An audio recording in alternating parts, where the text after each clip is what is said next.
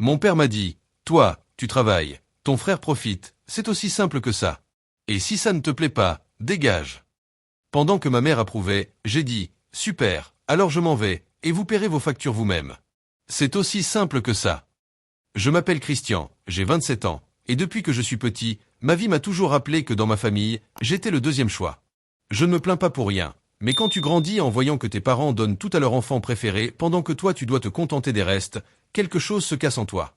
Mon frère Leonardo, 5 ans de plus que moi, a toujours été le roi de la maison. Et moi j'étais celui qui nettoyait sa couronne. Tout a commencé quand on était enfant. Mes parents, Mario et Claudia, avaient une façon bien particulière de montrer leur amour et de partager leur argent. Leonardo, avec son sourire facile et son attitude de « tout m'est dû », recevait toujours le meilleur. Des vêtements neufs, des jouets chers, des voyages avec l'école, même la plus grande chambre de la maison. Moi, je récupérais ses vieux vêtements, ses jouets cassés, et un matelas qui grinçait dès que je bougeais. Quand je demandais quelque chose, ma mère me regardait avec cette tête qui disait « Ne sois pas égoïste, Christian, tout n'est pas pour toi ». Mon père, lui, disait souvent « Leonardo est l'aîné, il a besoin de plus ». Comme si, parce que j'étais le plus jeune, je n'avais droit à rien. Je me souviens d'un Noël où j'avais environ 10 ans. Leonardo, qui avait 15 ans, avait demandé un VTT qui coûtait une fortune. Mes parents, sans hésiter, se sont endettés pour lui acheter.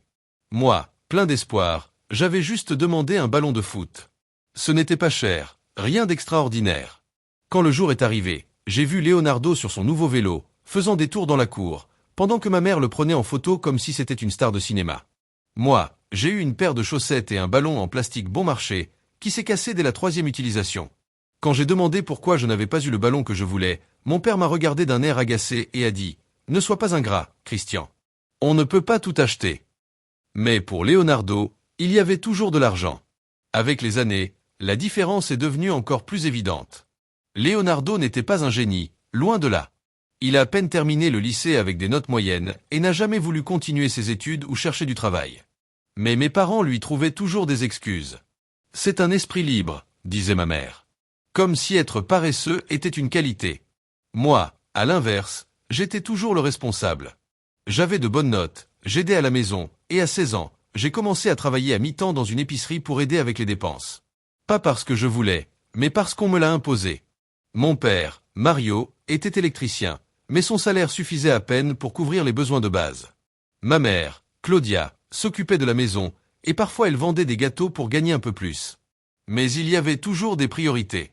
Et ces priorités tournaient toujours autour de Leonardo. Quand il a eu 18 ans, mes parents lui ont acheté une voiture d'occasion. Ce n'était pas un bijou, mais elle roulait.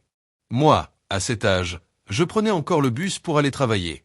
Quand j'ai demandé à ma mère pourquoi elle ne m'aidait pas moi aussi, elle m'a dit « Leonardo a besoin de la voiture pour se déplacer. Toi, tu peux te débrouiller. » Comme si mon temps ne comptait pas. À 20 ans, j'ai terminé le lycée avec les honneurs, et j'ai trouvé un emploi à temps plein dans une usine de meubles. Ce n'était pas le meilleur travail du monde, mais ça payait correctement et j'étais fier de contribuer à la maison. Mes parents, par contre, ont vite profité de la situation. « Christian, les factures sont trop élevées », me disait mon père chaque mois. « On a besoin que tu donnes plus de ton salaire. » Et moi, comme un idiot, je le faisais. Je donnais presque 70% de ce que je gagnais. Je payais l'électricité, l'eau, l'internet, même la nourriture. Pendant ce temps, Leonardo, qui avait déjà 25 ans, ne faisait strictement rien. Il restait à la maison à jouer à des jeux vidéo, regarder la télé ou sortir avec ses amis. Il n'a jamais donné un seul euro. Une fois, j'en ai eu marre de le voir allongé sur le canapé pendant que moi je rentrais épuisé du travail. Je lui ai dit « Leonardo, pourquoi tu ne cherches pas un travail? Même un petit boulot, pour aider un peu à la maison. » Il a rigolé comme si j'avais raconté une blague. « Travailler, petit frère? Moi, je ne suis pas né pour ça. Moi, je suis né pour profiter de la vie. » Et ensuite, avec ce sourire moqueur que je déteste, il a ajouté « Continue à te casser le dos, quelqu'un doit bien payer les factures. » J'ai eu envie de lui mettre un coup de poing. Mais je me suis retenu.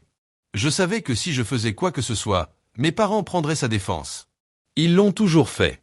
Le temps a passé, et la situation n'a fait qu'empirer. À 24 ans, je faisais déjà des doubles shifts à l'usine pour gagner un peu plus. Je rentrais à la maison à 23 heures, les bras en feu, le dos en miettes, juste pour trouver Leonardo en train de jouer à sa nouvelle console.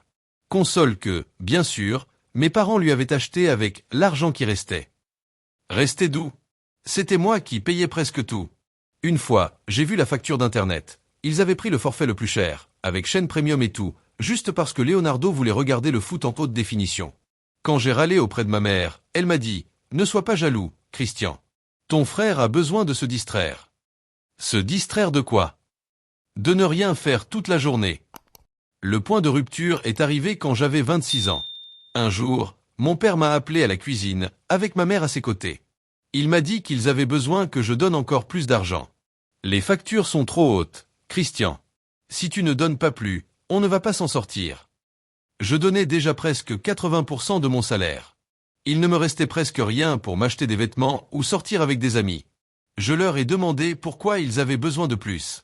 Mon père est devenu nerveux et a dit des trucs vagues comme « La vie coûte cher, tout augmente ». Mais quelque chose clochait. Un mois plus tard, j'ai découvert la vérité. Leonardo était parti en vacances avec ses amis. Une semaine entière dans un hôtel tout compris à la plage. Comment je l'ai su? Parce que lui-même a posté les photos sur les réseaux sociaux. Des photos de lui en train de boire des bières à la plage, en rigolant, pendant que moi j'étais à l'usine, en train de transpirer et porter des meubles.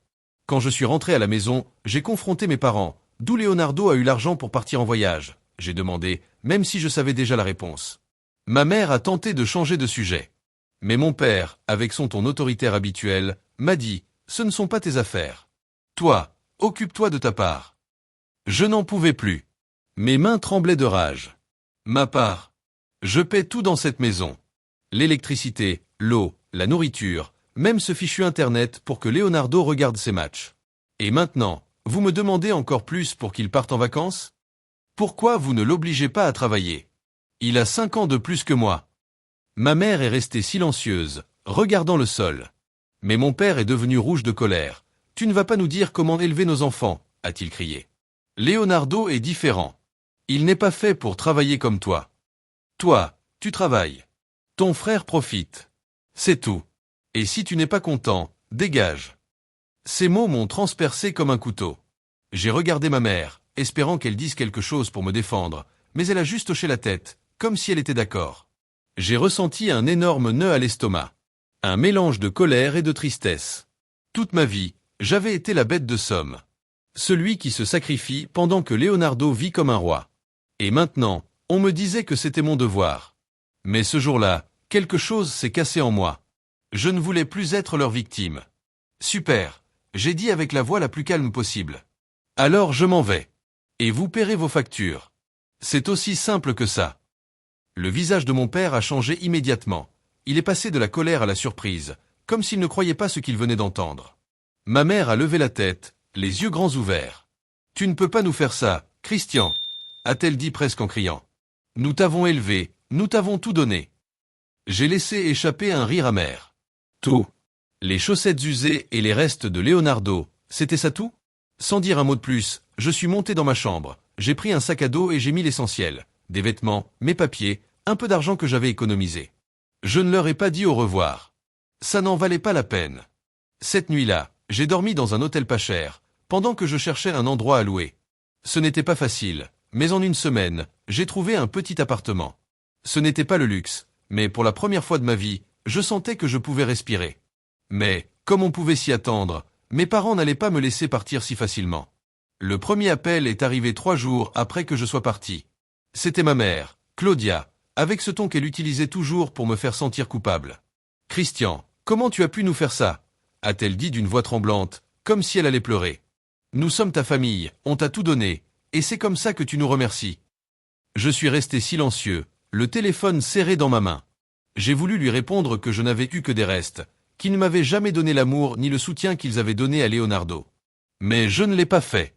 Je me suis contenté de dire « Maman, je suis occupé. Au revoir. » Et j'ai raccroché. Je pensais qu'il comprendrait avec ça. Mais je me trompais. Une semaine plus tard, mon père Mario m'a appelé.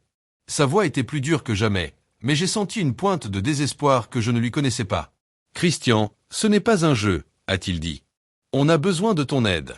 Les comptes ne passent pas. Tu sais qu'on dépend de toi. Reviens à la maison. On peut arranger ça. » J'ai rigolé. Pas parce que c'était drôle, mais parce que je n'en croyais pas mes oreilles. Arranger quoi? Que je continue à être leur distributeur de billets pendant que Leonardo se gratte le ventre. Non, papa, j'ai répondu. C'est toi-même qui m'as dit que si ça ne me plaisait pas, je devais partir. Eh bien, je suis parti. Débrouillez-vous. Il a raccroché sans dire un mot. Mais je savais que ce ne serait pas la dernière fois qu'ils essaieraient. Les appels sont devenus une routine. Chaque jour, à des heures différentes, mon téléphone vibrait avec le nom de ma mère ou de mon père qui s'affichait. Au début, je répondais, juste par curiosité. Ma mère alternait entre supplication et chantage émotionnel. « Christian, s'il te plaît, reviens », disait-elle. « On ne s'en sort pas. Ton frère est très déprimé, il ne mange plus bien, il ne dort plus. Tu n'as pas pitié de le laisser comme ça ?» Leonardo, déprimé? Quelle blague! La dernière fois que je l'ai vu, il jouait sur sa nouvelle console, une bière à la main, sans aucune inquiétude dans le monde. Quand je lui ai dit ça, ma mère a changé de stratégie. « Tu es un ingrat. Nous t'avons élevé, nous t'avons donné un toit, à manger, des vêtements, et maintenant tu nous abandonnes comme si on était des ordures. » J'ai senti une douleur dans la poitrine. Mais je n'étais plus ce petit garçon qui acceptait toujours la faute. Des vêtements? Tu veux dire les vieux vêtements de Leonardo? Ou ce matelas cassé qu'on m'a donné dès le début? Ne me fais pas rire, maman. Et j'ai raccroché. Mon père, lui, était plus direct. « Christian, tu es l'homme de la maison maintenant, » m'a-t-il dit un jour. Comme si c'était une médaille d'honneur. Ton frère n'est pas prêt à travailler, tu sais comment il est. Mais toi, tu es fort, tu peux le faire. Reviens, je te promets que les choses seront différentes. Différentes comment? Ils allaient me donner la grande chambre, et demander à Leonardo de travailler? Bien sûr que non. Tout resterait pareil. Moi, à travailler jusqu'à tomber de fatigue. Et Leonardo, à vivre comme un prince. Non, papa, je lui ai dit. Si vous voulez de l'argent, que Leonardo trouve un travail. Il a 32 ans, ce n'est plus un gamin. Sa réponse a été un cri. Ne touche pas à ton frère. Tu ne comprends rien. J'ai raccroché. Et cette fois, je n'ai plus jamais répondu à leurs appels. Un jour, ma mère est venue à l'usine où je travaille. Je ne sais pas comment elle a trouvé l'endroit. Mais elle était là, debout à l'entrée, les yeux rouges et les cheveux en désordre. « Christian, s'il te plaît, » m'a-t-elle dit en ignorant mes collègues qui passaient autour de nous. « On ne peut pas continuer comme ça. On va être expulsé si on ne paie pas le loyer. Ton père cherche un autre travail, mais ce n'est pas assez. Tu es notre seul espoir. » Je l'ai regardé. Et pendant un moment, j'ai eu de la peine.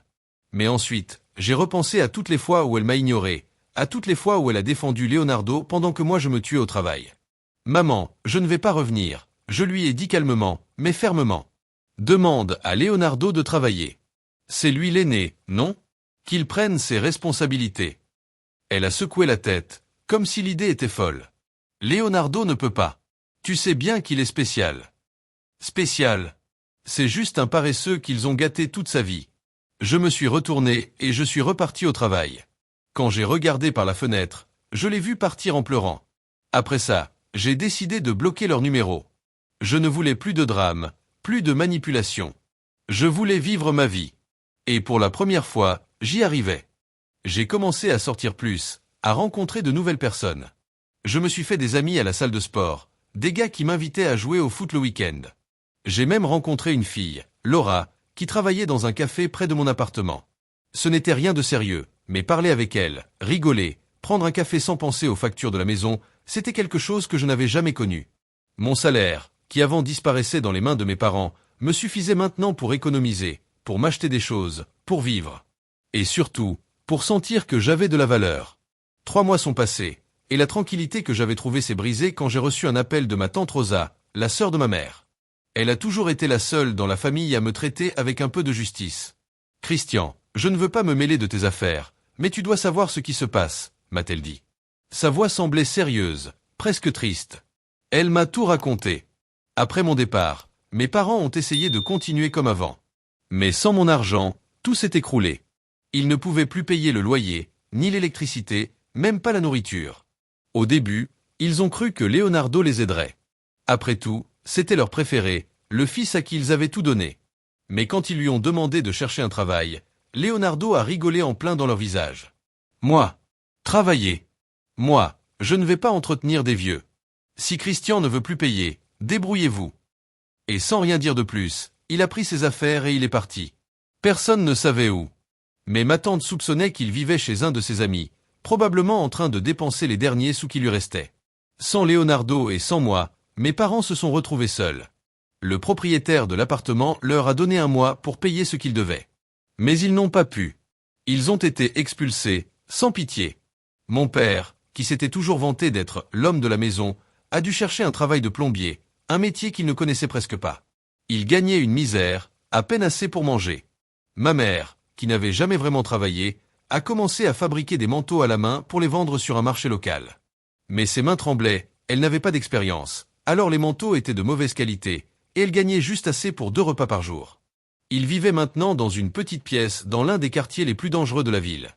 Un endroit où les murs étaient couverts de moisissures, et l'odeur des ordures entrait par les fenêtres cassées.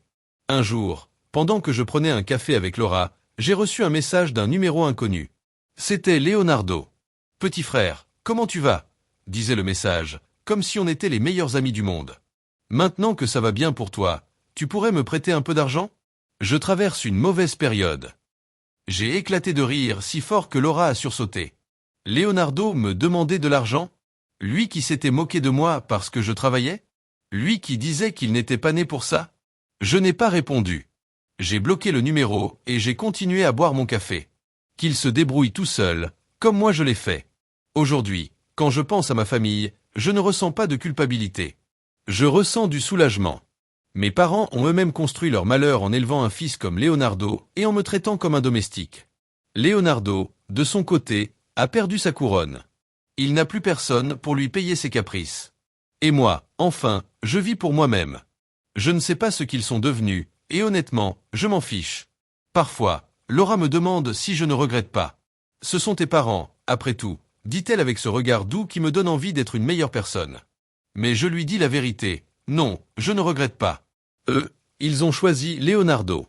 Et lui, il les a abandonnés. Moi, j'ai juste choisi de me sauver. Elle hoche la tête, même si je sais qu'elle ne comprend pas tout à fait. Personne ne peut comprendre s'il n'a pas vécu ce que j'ai vécu. Maintenant, pendant que j'écris ça, je suis dans mon appartement, une bière à la main, avec de la musique en fond. Dehors, la ville brille sous les lumières de la nuit. Demain, j'ai un match de foot avec mes amis. Et ce week-end, Laura et moi avons prévu d'aller à la plage. Ce n'est pas la vie parfaite. Mais c'est la mienne. Chaque euro que je gagne, chaque rire que je partage, chaque jour que je vis sans le poids de ma famille, c'est une victoire. Mes parents et Leonardo pensaient qu'ils pourraient m'utiliser pour toujours. Qu'un jour je craquerais. Mais je l'ai fait. Je me suis libéré. Et maintenant, pendant qu'eux affrontent les conséquences de leur choix, moi je construis mon avenir. Mise à jour. 1 an a passé depuis que j'ai quitté ma famille. Et aujourd'hui, pendant que je marche sur la plage avec Laura, le soleil se couchant à l'horizon, je ressens une paix que je n'aurais jamais cru possible. Mes parents et Leonardo ne sont plus qu'un écho lointain, perdus dans les ruines de leurs propres décisions. Pendant que moi, je construis une vie qui m'appartient. Il n'y a pas de culpabilité dans mon cœur. Juste la certitude que j'ai fait ce qu'il fallait en me libérant. Chaque pas que je fais est une preuve que je vaux mieux que les restes qu'on m'a donnés. Et cette liberté, cette justice, c'est ma plus grande victoire. Abonne-toi pour plus d'histoires quotidiennes.